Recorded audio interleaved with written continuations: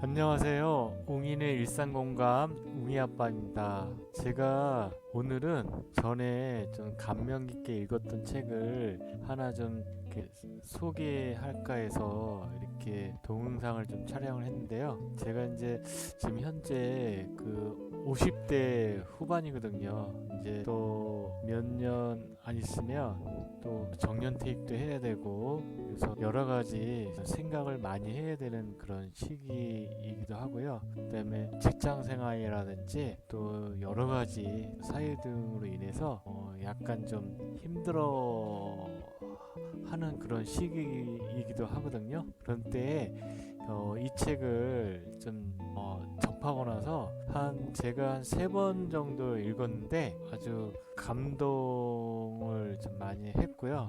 그 다음에 이 책을 읽고 나서 마음이 많이 좀 이렇게 정화된다는 할까요? 그런 느낌이 많이 들었습니다. 이 책은 제목이 내가 틀릴 수도 있습니다 하는 그런 책입니다. 비욘 나티코 린데블러라는 이제 저자가 지은 책인데요. 이 사람은 스웨덴 사람으로서 잘 다니던 큰 대기업을 회사를 그만두고서 모든 그 세속적인 어떤 그런 부분들을 끊고서 태국으로 가서 승려가 되었어요. 그래서 한 17년 동안 세속적인 그런 것들을 다 하고서 오로지 수행을 하는데 전념했고요. 그 다음에 17년 후에 다시 이제 환속을 해서 이 사람의 어떤 생각이나 부분들을 많이 강의를 통해서 알려주고, 또 바로 이제 죽기 전에 책 한 권을 냈는데 바로 이 책이 내가 틀릴 수도 있습니다. 저자가 그 오랫동안 수행했던 그 과정들은 이렇게 보면은 우리와 같은 사람이구나라고 생각이 됐고요. 그다음에 인간으로서 모든 번뇌와 그다음에 고행을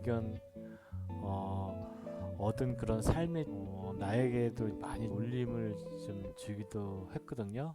많은 진술하지 못하는 그런 관심들 속에서 고통받지 않게 하기 위해서는 생각을 많이 내려놔야 된다 하는 것을 강조하더라고요. 그래서 우리는 언제든지 생각을 내려놓을 능력이 이렇게 얘기를 이렇게 하셨고요. 그 다음에 특히 저에게는 그 얼마 남지 않은 어떤 직장 생활이라든지 앞으로 인생 이막에 대한 어떤 걱정이라든지, 또 비록 이제 아이들이 거의 장성을 했지만 자녀들에 대한 걱정 등등, 근데 이게 아직 일어나지 않은 일들인데 결국은 다가올 것에 대한 어떤 걱정거리인 거죠.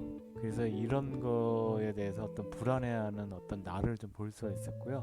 그러면 이런 불안을 어떻게 다룬지에 대해서 이 책 속에서 어떤 가르침을 좀 이렇게 약간 얻은 것 같아요. 그래서 이제 저 같은 경우도 또 그동안 보면 나이만큼 또 경륜만큼 아직도 커지다 보니까 경청보다는 또 이렇게 얄팍한 지식으로 말을 더 많이 하고 남을 통제하려 했던 것도 같고요. 그래서 이런 속에서 나온 갈등의 씨앗을 항상 갖고 있는 나에게 여기서 또 알려주는 그런 책 제목처럼 내가 틀릴 수도 있다는 거를 새삼 깨닫게 된 것 같아요. 또한 그 윤회를 바탕으로 고귀한 죽음의 생각은 다시 한번 그 삶의 가치를 이렇게 돌아보게 해주는 것이라고 좀 생각이 되는데, 특히 그 죽음 앞에서 가족에게 농담으로 웃음을 선사하는 지은이의 아버지 모습이 정말 가슴을 좀 뭉클하게 했던 것 같아요. 지은이는 삶이란 육신을 잠시 거쳐가는 것이고, 그 다음에 죽음 자체는 슬픈 게 아니라는 것을 느끼게 해준 거다, 이렇게 좀 생각하는 것 같습니다. 다시 한번 이 책을 읽고 나서 생활 속에서 나를 한번 돌아볼 수 있는 시간을 좀 더 많이 가져야 되겠다는 생각을 하며 좀 자연스럽게 모든 불안과 걱정에 대해서 내 스스로 생각을 하지 말자, 놓쳐라는 그런 어떤 생각이 좀 갑자기 좀 들더라고요. 그래서 앞으로 힘들 때 성경책처럼 이 책을 좀 계속 또 반복해서 읽을 예정입니다. 한번 저와 같은 어떤 그런 힘든 부분들이 있으신 분들은 한번 읽어보셔도 괜찮을 만한 책이라고 추천드립니다.